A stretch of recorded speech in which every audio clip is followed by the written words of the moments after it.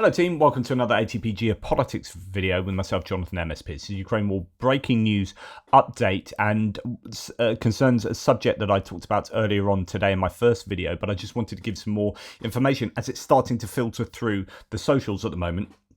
That is not to say it's so breaking that you won't have heard about this, but I just want to give you a little bit of context or a little bit of those claims coming out. Last night, the Belbek airfield in Russian-occupied Sevastopol area, there was a major hit, and an ATACMS hit, or various ATACMS hit the airbase there. Next it says Ukraine strikes ATACMS missiles at military airfield in Crimea on the night of May the 15th. Ukraine launched a massive missile attack on Crimea. The main target was a Belbek military airfield near Sevastopol, where the 38th Fighter Aviation Regiment of 4th Guards Air Defense Army is based. There were about 20 missiles, and after the strikes and fires started at the airfield, the Astra Telegram channel reported, citing local residents. That is, first thing to note is, if that's true, that's a lot of missiles sent.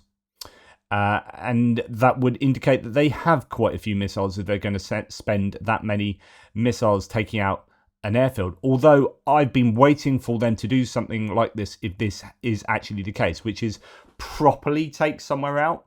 Like, not just a couple of ATACMS, litter an airbase with ATACMS to take out as much infrastructure as possible, as well as much equipment, personnel and ammunition storages as possible. Like, really hammer it. So if that is the case, then I think that's good news.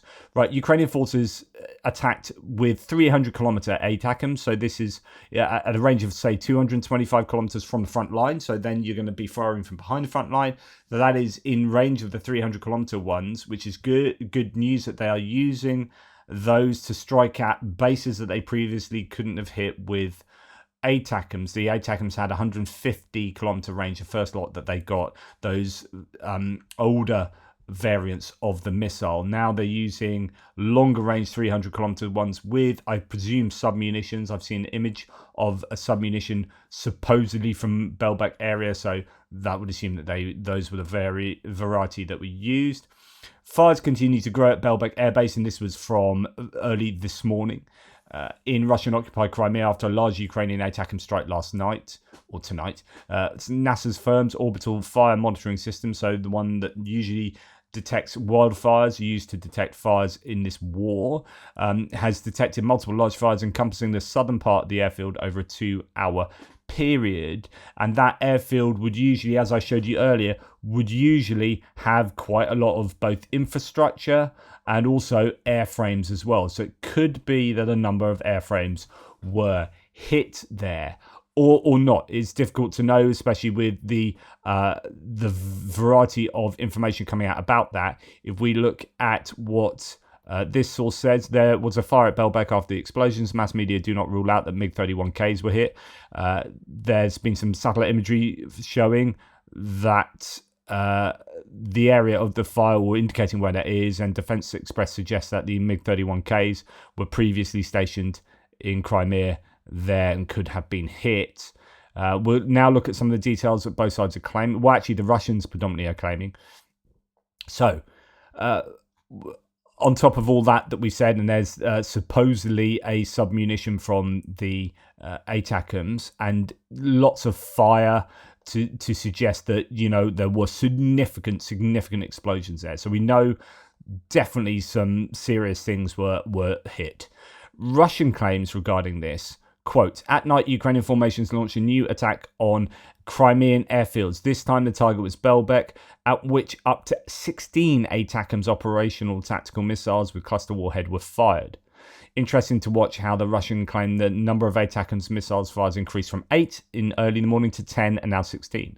So what the initial Russian claims were is that they shot down 10 ATACMS missiles. And of course, when you hear them making those claims, and that was all the missiles, and then you see big explosions, you're thinking, I don't think he really did shoot them all down, certainly if any of them, because it's difficult to find out how good the Russians are at shooting down things like ATACMS. They are ballistic missiles. So Russia claims its air defense forces have shot them down on previous occasions. This is from Microsoft's AI filtering the internet. The strengths of the missiles are that they are fast. The speed is their main strength. Once launched, Russia's radar and missile detection systems have little time to react to them.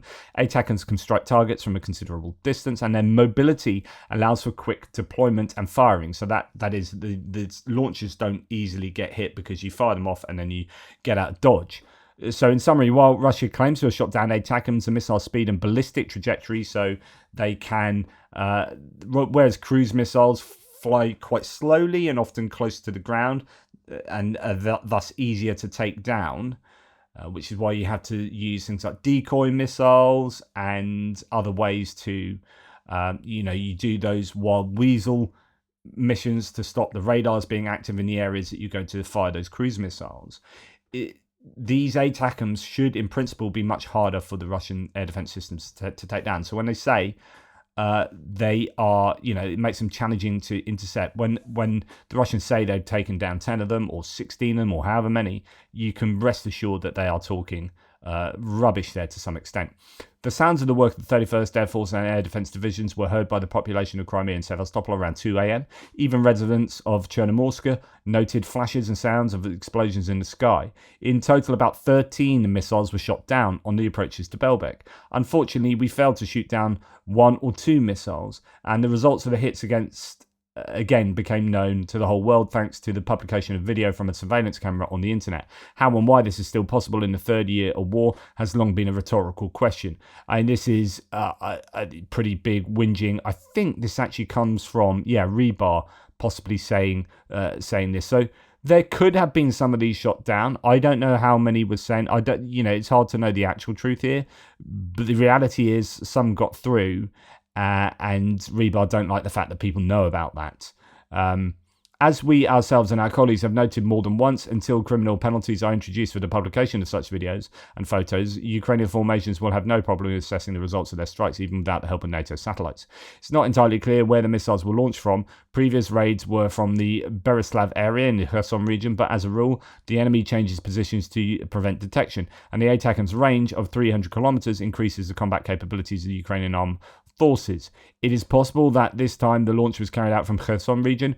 However, some of our sources report the missile's flight was recorded from the direction of Snake Island, so the launches could be located somewhere near Vilkovo on the border with Romania. So interesting if that is the case. Okay, now there are some more Russian sources coming out with different claims as to what's happened. So at night, Ukrainian formations launched a new attack on Crimean airfields. This time the target was Belbek, which up to 16 ATACMS cluster warheads were fired. Failure to shoot down, well, that's from the same source, 1 or 2 missiles. Now, there are claims of different airframes being hit there. So bad news from Sevastopol. We lost planes, air defense systems, and military personnel. As a result, the shelling of Sevastopol by air tanks and missiles, we unfortunately suffered serious losses. Quote, the enemy hit the planes at the Belbek airfield. 1 MiG-31 was lost and completely destroyed. 3 Su-27s were damaged. They were hit by submunitions from missiles. Now we're finding out whether it would be possible to repair them. We hope so, a source in the Ministry of Defense told us. Also lost were 2 air defense launchers, S-300 and S-400, and a radar. Unfortunately, 11 soldiers were killed. In connection with the strike, we would like to appeal to the Ministry of Defense. We really respect your work, but when you talk about how all enemy missiles are shot down and some of them hit our targets, this leads to tragic consequences. Even the military, there is nothing to say about the civilian population, confident that they will shoot down everything, stop using shelters and relax. The result is loss of life. We hope that with the arrival of the new Minister of Defense, the situation will change. The truth is important, and we know that Andrei Borisov understands this.